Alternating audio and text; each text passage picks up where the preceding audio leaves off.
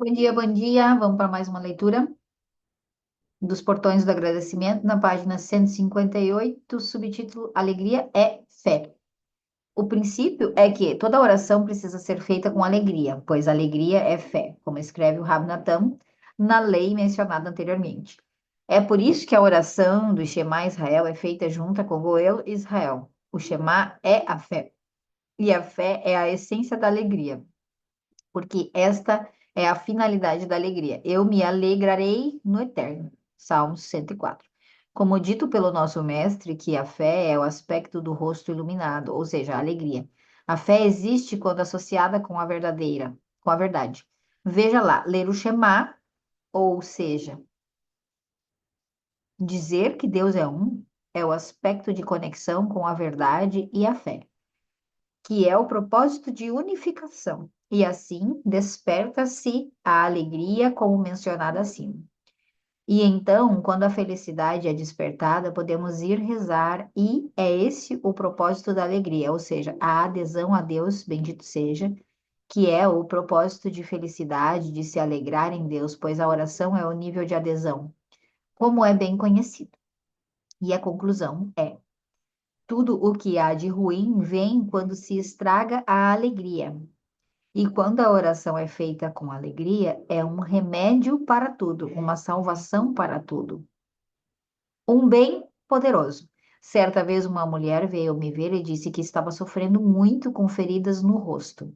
Ela queria fazer 6 horas de meditação sobre o assunto. Ela queria saber minha opinião sobre isso. Eu disse a ela: você pode fazer esse isolamento se desejar. Basta lembrar que no começo da meditação você deve agradecer muito a Deus por essas feridas. É certamente para o bem que você as tem. Afinal de contas, apenas por causa delas você se dispôs a se isolar e meditar por tanto tempo, se aproximando do Todo-Poderoso. Você precisa agradecer, pois sem essas feridas você não tinha nada que te levasse a fazer algo assim tão grandioso. Então, saiba que as feridas são um grande bem e você precisa se alegrar nelas e dê graças a Deus por ter enviado elas a você e ter feito algo que te cause dor, despertando você para chegar mais perto dele e para estender sua oração por 6 horas seguidas. Só depois de agradecer de todo o coração você pode orar e pedir a Deus que lhe mostre o que ele sugere e o que você precisa corrigir, e como ele quer trazê-la para perto com as feridas no seu rosto.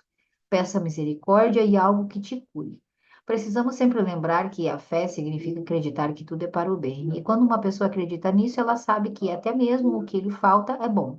Como mencionado, o primeiro ponto pelo qual se deve agradecer é o que conseguimos ao ter que, a não ter o que queremos, pois assim a pessoa desperta para estender a sua oração e rezar do fundo do coração.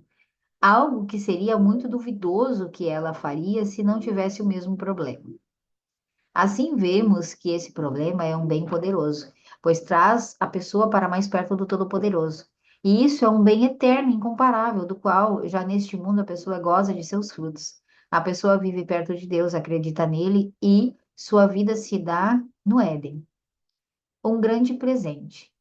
Para entender melhor como as coisas ruins são, na verdade, grandes favores, contarei algo que me aconteceu e que, depois do ocorrido, eu consegui crescer muito em todos os aspectos. 30 anos atrás, por diferentes razões, o Criador me deu um grande presente chamado dívidas. Não eram dívidas pequenas, de milhares de dólares, mas grandes dívidas no valor de muitas dezenas de milhares, que era naturalmente impossível de pagar, pois eu precisava trabalhar dia e noite apenas para pagar os juros mensais do que eu devia. Eu fiz uma análise racional da situação e percebi que, como há uma regra que diz que não há sofrimento sem pecado, devia haver algo para eu corrigir na espiritualidade, e por causa disso eu fiquei endividado. Eu disse a mim mesmo, essas dívidas são como uma árvore, e toda solução que eu encontrar, tudo que eu tentar é como tirar apenas um galho da árvore. No local do galho nascerão vários outros. A única solução é cuidar da raiz, e isso só pode ser feito por meio da oração e do arrependimento.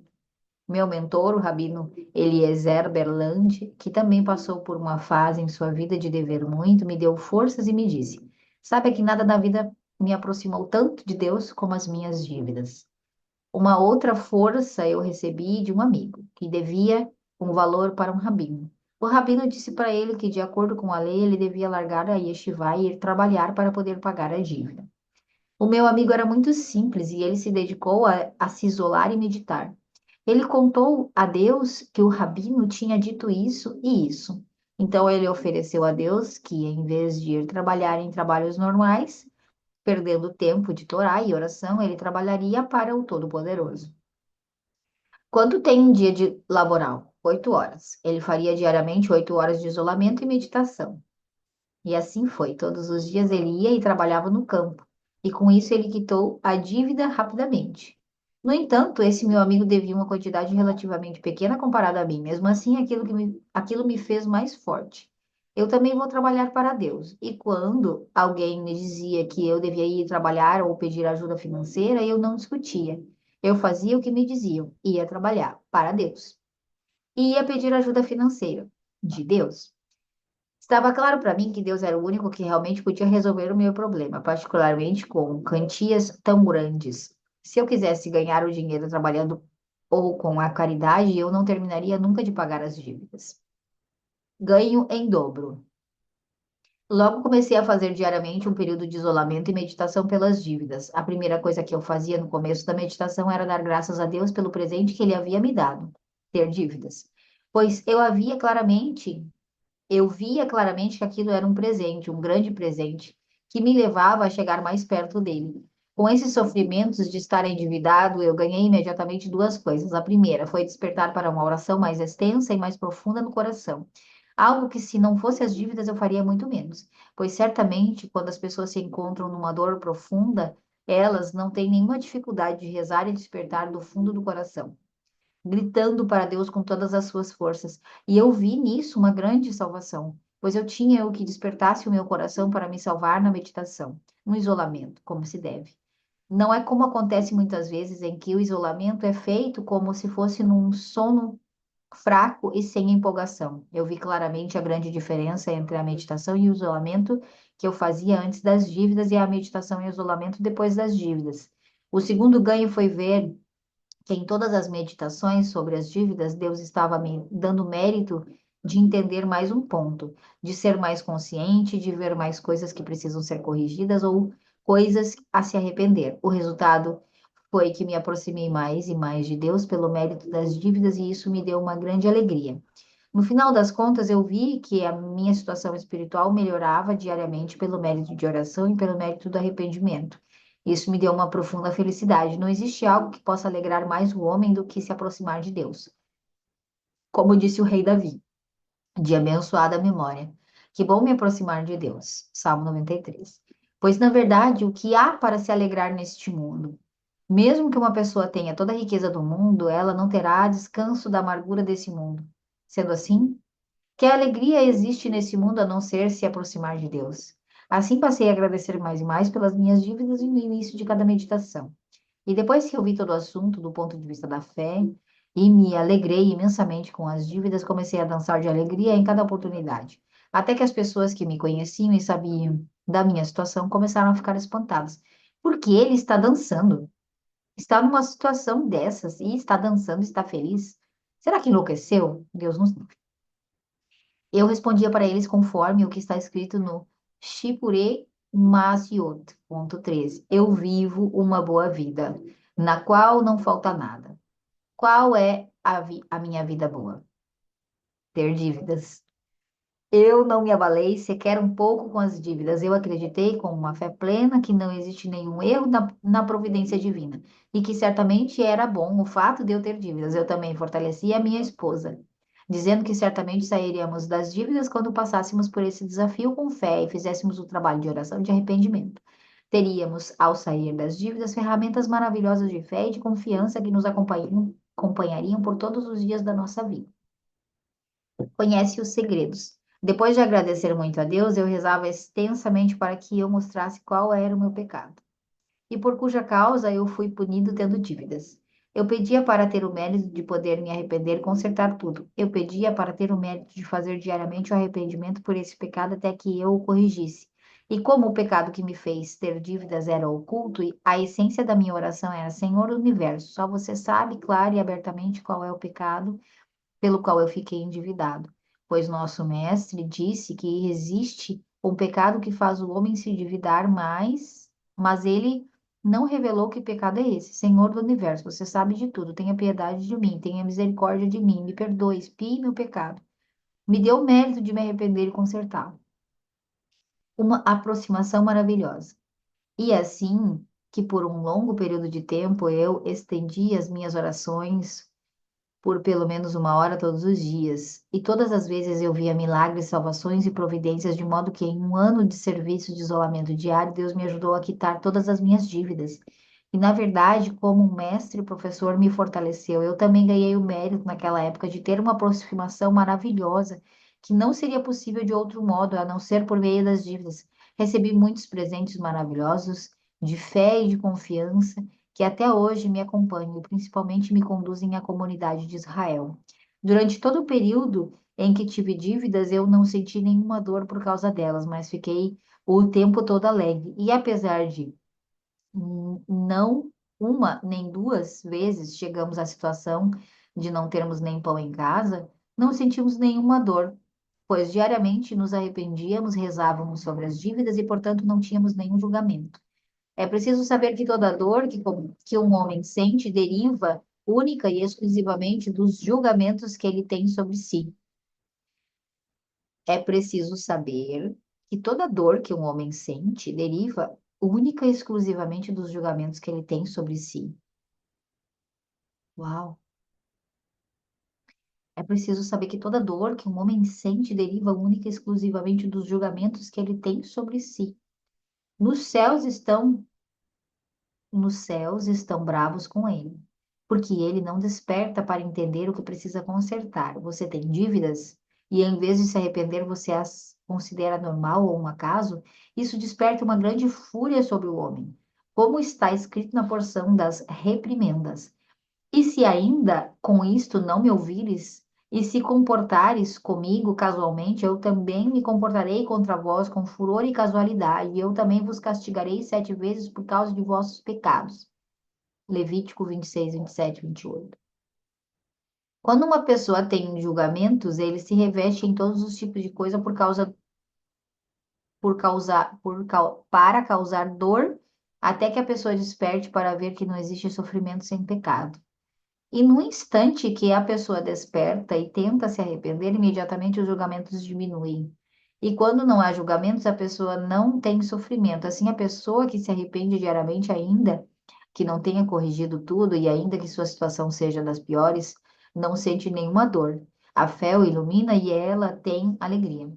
E o mais importante é que ela tem o mérito de não causar dor a nenhum homem por causa daquelas dívidas. Assim também não tem pendências com as pessoas. Deus a ajuda e a salva das dívidas com facilidade e em um curto período de tempo. Poderia ser diferente se eu decidisse culpar a mim mesma, a minha esposa e outras pessoas, etc., eu me sentiria pressionado, triste, humilhado, perseguido, com uma sensação de perigo, e tudo que eu ia querer era que me entendessem e que tivessem pena de mim, etc. Eu abdicaria da responsabilidade e faria sofrer as criaturas. Eu não quitaria as dívidas tão rápido. E quem sabe se algum dia eu sequer sairia das dívidas. E quem sabe que sofrimentos eu teria por causa do meu comportamento e por tudo o que eu trouxe a mim mesma. Certamente eu não receberia os presentes maravilhosos que recebi. Eu não teria escrito o livro Began Haosher e outros. Eu não teria criado yeshivot e aproximado os que estão distantes. Eu não quitaria as minhas várias dívidas e não teria me libertado dos enormes valores que devia, etc. Apenas com o mérito da fé que Deus me deu para acreditar nele de que tudo é para o bem e de que isso que ele quer, me aproximando dele, eu não perdi a cabeça em nenhum momento, pelo contrário. Caminhei feliz de poder falar com o Criador com um único e singular objetivo: esclarecer como é que eu poderia me aproximar dele em meio àquelas dívidas. E depois que eu passei por esse desafio na minha pele, tive o mérito de Deus me salvar facilmente das grandes dívidas de uma maneira maravilhosa, por meio das orações, do arrependimento. Foi isso que me despertou para dar aulas, escrever livros, ajudar os judeus a caminhar por esse caminho de arrependimento e de oração, ter o mérito da essência da salvação, se aproximando de Deus, e além disso, se libertando dos sofrimentos, usando a dor como uma alavanca. Quando a pessoa lida assim com todos os desafios da sua vida, acreditando que o que lhe acontece vem de Deus e é para o seu bem, para aproximá-la, ela consegue rezar da maneira correta. Isso porque ela tem alegria e ela utiliza a dor que ela tem só para despertar para a oração extensa do fundo do coração, sem permitir que a má inclinação a derrube e a confunda, pois a realidade é que, em geral, se a pessoa não tem nada que lhe falta, em nenhum desafio, ela dorme na vida e não tem nada que a desperte para fazer o verdadeiro serviço de arrependimento, de avaliação da alma, de oração extensa e de coisas do tipo. E por outro lado, quando ela tem alguma coisa que a incomoda, isso a obriga a trabalhar e então ela trabalha. E esse é o objetivo de todos os sofrimentos e coisas que faltam para a pessoa, despertá-la para a oração. Assim, apesar de nenhuma pessoa pedir para ter sofrimentos, depois que os sofrimentos já vieram junto com alguma dor ou algo que lhe falta, como por exemplo, um atraso para se casar, um problema com as crianças, doenças, dívidas, etc. A pessoa olha para o objetivo de que tudo é para o bem.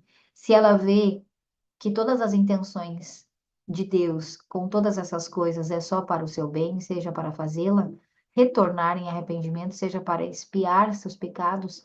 E quando a pessoa olha para o objetivo, ou seja, a intenção de Deus, ela não tem sofrimentos, pelo contrário, ela se enche de uma grande alegria pela enorme bondade por trás dos sofrimentos, e ela passa a agradecer de todo o coração por essa oportunidade que ela tem para despertar e aumentar sua reza, se aproximando muito de Deus. O objetivo do sofrimento não é deixar a pessoa no estado de pequenez e tristeza. Deus nos livre. Mas tudo que Deus faz é para o seu bem. E é isso que há de bom no sofrimento. Quando a pessoa desperta para rezar mais e fazer o arrependimento, ela se aproxima mais de Deus. Despertar do sono. Portanto, toda pessoa que tem alguma dor ou falta e desperta para se aproximar de Deus, ou seja, que começa a fazer uma avaliação da alma e quer se arrepender e procurar o que deve consertar na espiritualidade, essa pessoa desperta e reza sobre as faltas da sua vida. Ela precisa agradecer muito por essas faltas, que são um motivo para se aproximar de Deus.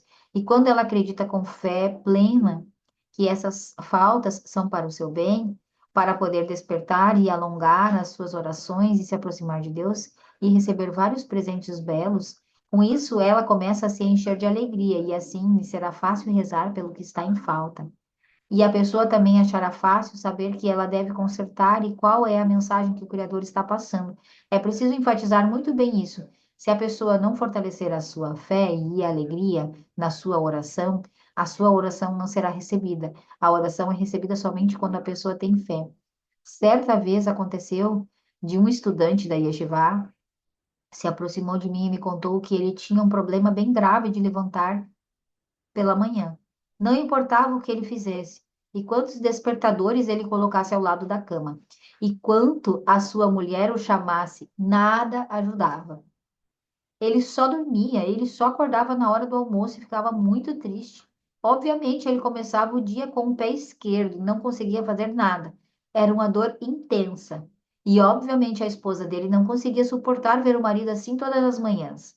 Quando ela saía para ir trabalhar, ele se virava para o lado esquerdo. A mulher já estava ameaçando que, se as coisas continuassem assim, ela procuraria um rabino. E ele não sabia o que fazer. Se alegrar com esse problema? De todos os lados ele recebia repreensões, e não só repreensões, também as ameaças da esposa. Além disso, ele irritava Deus pela dor que causava sua esposa e pela transgressão da lei. O horário de recitação do Shema, horário da oração, etc. Por acaso ele poderia ficar feliz? Não seria desprezo e negligência se alegrar com esse problema? Eu disse para ele: se você utilizar essa dor para despertar para a oração mais estendida do fundo do coração, você se aprofundará diariamente por meia hora, pelo menos, para pedir que Deus te ajude a levantar de manhã. Isso não é negligência. E, obviamente, que você precisa ficar feliz, porque você está fazendo sua parte. E Deus não erra com as suas criaturas. Não há nada para se aconselhar a você, a não ser a oração. O que você vai fazer? Ficar se culpando, ficar deprimido? Assim, você só vai piorar o seu problema. Pelo contrário, saiba que se você persistir na oração diariamente por meia hora, você conseguirá anular o desejo do sono. E você conseguirá levantar rapidamente. Você verá que conseguirá levantar enquanto ainda é noite. Além disso, se você não tivesse tanto desejo de dormir e levantasse toda manhã no horário que a sua mulher, que digamos, quer, digamos às 6:30, pode ser que você jamais conseguisse levantar quando é noite. Daqui concluímos que esse problema te aproxima de Deus. Portanto, antes de mais nada, se alegre por Deus ter te dado esse problema que desperta para a oração e o arrependimento. Afinal, a sua dor com a situação espiritual de rebaixamento está te despertando para se aproximar de Deus. E não há bem maior do que esse. Só depois de agradecer muito por ter esse desejo enorme de dormir é que você rezará para Deus te ajudar a levantar cedo. Isso será dado a você. Não só você terá o mérito de consertar essa falta, você também poderá acrescentar outros enormes presentes que, se aproximando de Deus e também, dentro de um tempo, nem mais terá essa falta. Você não vai sentir mais nenhuma dor por causa disso. Sim, eu gostaria de comentar, por isso que eu pausei. Depois a gente continua no chegar à fé e a um estado de calma. Depois eu digo na próxima. Quando eu estava lendo ali a parte anterior, no que diz respeito às dívidas, me veio uma cena bem clara como exemplo. Porque os judeus, ou pelo menos eles, o Shalom Arush, o escritor desse livro, não tem a mentalidade de mal, de inimigo, assim como o cristianismo tem, né? A batalha contra o inimigo. Nessa leitura a gente vê claramente que não existe isso aí no judaísmo. Pelo menos no judaísmo desse cara aqui não tem. Tudo vem de Deus. E isso precisa fazer uma mudança gigantesca na nossa cabeça. Aí eu fiquei pensando, nossa, é como se todas as manhãs a gente acordasse e abrisse a porta e Deus estivesse na porta e nos entrega uma porção. Nos entrega uma porção, financeiramente falando, ou é, na saúde, no caso, ou que quer que seja, na falta de trabalho, não sei. Todos os dias a gente abre a porta e recebe de Deus a doença, a dívida, ou hoje eu vou te dar, sei lá, R$ 500 para você passar o dia. Hoje eu vou te dar R$ 10 para você passar o dia. Hoje eu vou te dar R$ 1.000 para você passar o dia. Vai conforme teu costume aí. O quanto é para você ruim? Ah, hoje eu vou te dar R$ 10 para passar o dia. Você agradece ou você diz que aquilo é do inimigo? Na maioria das vezes, nós, cristãos, vamos dizer assim, o inimigo está se levantando hoje. Hoje eu não recebi nada. Hoje meus clientes não pagaram. Hoje meus clientes desmarcaram. Hoje meu patrão não me pagou. Tem um caso curioso aqui de casa, inclusive. Nós estamos mudando o CNPJ da empresa e fazendo trâmites na empresa de contabilidade para fazer o recebimento do meu marido. E o valor que ele tinha para receber do mês, ele não recebeu. Demorou 3 semanas para receber. E a gente precisa do dinheiro dele para viver, que é o dinheiro que vem mais alto.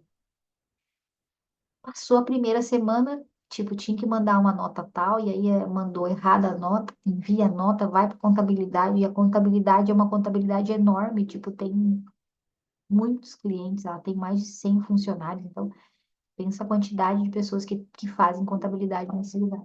Então passa por um setor que precisa de tempo, né? Daí passou a outra semana, daí precisava vir para assinar, e daí assina, aí foi para a terceira semana. Em nenhum momento eu questionei isso, que eu estava fixada com essa ideia. Aí o Davi assim, ô mãe, e o Jardel não vai receber? Porque, tipo, a gente espera o dinheiro dele para fazer contas ou compras maiores. Tipo, eu preciso comprar tal, preciso comprar bicicleta, preciso do dinheiro do pai, senão não rola. Senão meu dinheiro é para as coisas assim diárias, né? E aí eu sempre dizia assim: Deus não enviou ainda, filho. Foi Deus que não mandou, foi a burocracia, na contabilidade, o CNPJ e blá blá blá. Não foi. Eu sempre respondia para ele: Deus ainda não quer, filho, ele vai mandar no momento certo. Eu sabia que o dinheiro estava ali, que tinha para receber. Então não me preocupava quanto a isso. Mas foi muito bom para estabelecer isso, inclusive no meu filho. Eu tive essa perspectiva de ensinar, não é Deus que não quer. E hoje, Deus não enviou. Se Deus enviar, enviou. Se Deus não enviar, não enviou. Em nenhum momento eu disse, a contabilidade não pegou o papel para assinar, para passar adiante, para poder passar o dinheiro. Não. E é uma mentalidade de que a gente abre a porta todo dia e Deus nos entrega um tanto de saúde, de bem-estar, de emoção. Que emoção que Ele entregou para vocês lidarem hoje. Eu não sei vocês, mas eu não tinha essa mentalidade. Não tinha de jeito nenhum. Eu tinha essa mentalidade. Eu ainda convivo na igreja. Eu vou, o Davi ontem disse, quando é que a gente vai parar de ir?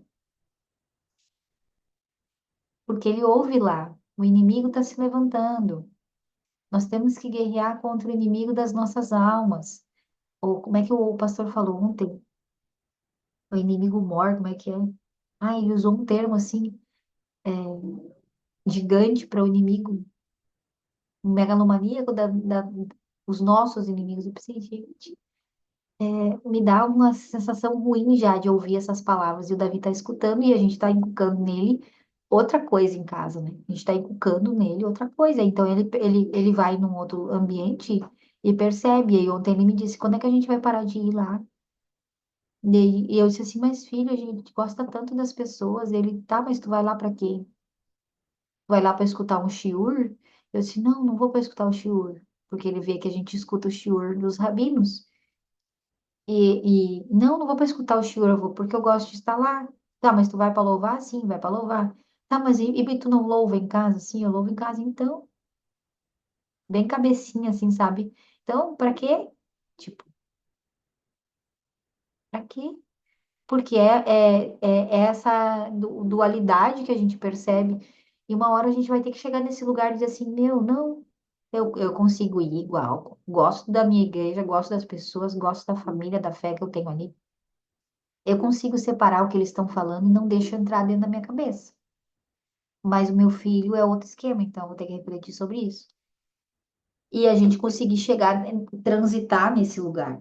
Não precisa a gente deixar de participar das nossas comunidades, de participar de lugares que falam sobre esse inimigo, sobre o mal está se levantando. A gente não precisa rebater esse assunto e dizer, não, não é bem assim, o mal e tal. Não, eu creio que a gente não deve rebater.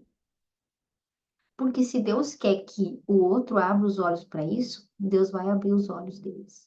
E se for com a palavra nossa, Deus vai colocar no nosso coração em momento oportuno, nunca numa repreensão. Dizer, não, esse mal aí que você está dizendo está errado. Não é assim. Assim a gente nunca colabora com o outro. E aí, onde que eu quero chegar? Em nós firmarmos a nossa consciência de que todos os dias Deus nos dá uma porção, para que nada no externo possa nos abalar quanto a isso. Não importa se a comunidade da igreja que eu participo está fazendo um jejum de 20 dias de guerra e não sei o que das coisas. Eu posso participar, não tem problema quanto a isso, desde que eu não me vincule. Eu não posso entregar a minha mentalidade que está sendo desenvolvida e firmada em Deus e dizer que é o Pai que me dá todos os dias. Por intermédio de Jesus eu cheguei nesse Pai. E é Ele que me dá uma porção todos os dias. E eu preciso olhar para essa porção hoje. O Pai me deu R$ 10. Ai, muito obrigado. Não é o inimigo. Amanhã o Pai pode me dar 5.000, 20.000, 30.000, não sei qual é a realidade financeira de cada um. Eu Eu tenho que tava, olhar, eu tenho que olhar e continuar vendo. Continua sendo Deus. eu Pode tava, falar. eu tava meditando ontem naquele texto de Eclesiastes. Ah, eu não vou saber o endereço. 3 que fala assim: goza a vida ao lado da mulher que amas e tal, porque essa é a sua porção da vida que Deus te deu. E eu fiquei pensando, falei, gente, é a porção da vida, ou seja, esse é o tempo de Deus para você. Seja feliz, é a porção que Deus está te dando de viver, de viver. Como você vai viver a porção? Você vai viver reclamando, você vai viver agradecendo, você vai viver feliz, você vai viver grato. Como que você vai viver? E aí eu fiquei pensando muito assim, até lembrei da nossa última sessão e eu fiquei pensando falei assim, gente, essa é a porção, do jeito que ela veio, sem reclamar, do jeito que ela, ai, mas como é que fala? Falta isso, ou não tem aquilo, né?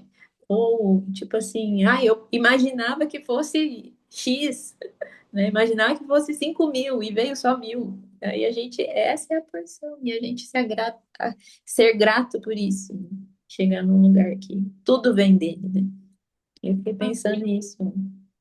E o segredo está nessa palavra, vem dele. Que se eu vejo que é dele, me sai fora toda essa ideia de não, nossa, mas é ele que está me dando isso. Uau, é ele que está me dando essa sensação ruim. Tipo, o que ele quer conversar comigo sobre isso? Uau, é ele que está me dando esse saldo. É ele que está me dando essa sensação ruim, na saúde, por exemplo. Uhum.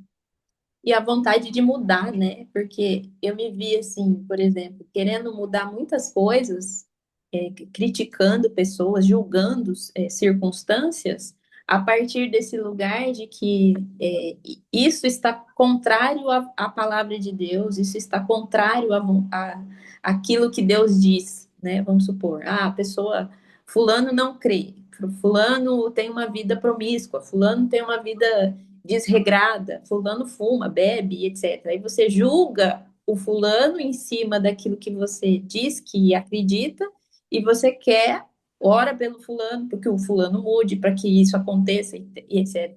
E não consegue compreender que Deus está naquilo, que Deus permitiu aquilo. E aí você sai desse lugar de julgamento, primeiro, eu entendi, né? Porque você para de julgar o outro a partir daquilo que você julga justo, porque Deus não chamou a gente para julgar, e a gente sossega no nosso lugar e percebe, Deus quis assim, e essa é a porção. E essa é a porção para essa situação, essa é a porção a respeito do outro, né? E a gente fica inquieto, em paz. Foi nesse lugar que eu cheguei, porque eu estava assim, angustiada com uma circunstância, e de repente eu cheguei num lugar que eu me quietei, sentei, fiquei quieta. Falei, Senhor, não tem mais o que fazer. O Senhor, então tá tudo certo.